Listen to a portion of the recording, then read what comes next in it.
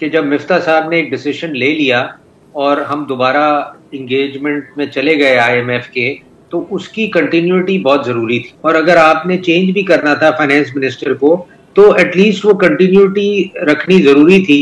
देखें, ये पीएमएलएन का डिसीजन है कि वो किसको रखते हैं, किसको निकालते हैं, किसको नहीं रखते हैं।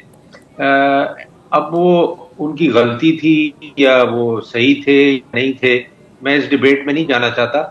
बट ये चीज जरूर गलत हुई कि जब मिफ्ता साहब ने एक डिसीजन ले लिया और हम दोबारा इंगेजमेंट में चले गए आईएमएफ के, तो उसकी कंटिन्यूटी बहुत जरूरी थी। सही। उसको ब्रेक करके दोबारा उसमें जाने में पाकिस्तान में हमें बेसिकली उसके इफेक्ट्स खराब आए और एक तरीके की इकोनॉमी फिर जो स्टेबलाइजेशन की तरफ जा रही थी वो डीस्टेबलाइजेशन होनी शुरू हो गई। सर, सिटिंग गवर्नमेंट में आपका भी बहुत बड़ा स्टेक है। ऐसा तो नहीं हो सकता कि आप बरियो जिम्मा हो जाएं। आप लोग बात भी तो करता है ना, जरदारी साहब की भी मुशावरत होती है पीडीएम के लीडर्स से। बिल्कुल होती है। देखें, हमने अपना कंसर्न शो किया उनको कि ये कंटिन्यूटी रहनी चाहिए थी और अगर आपने चेंज भी करना था फाइनेंस मिनिस्टर को, तो एटलीस्ट वो कंटिन्यूटी रखनी जरूरी थी।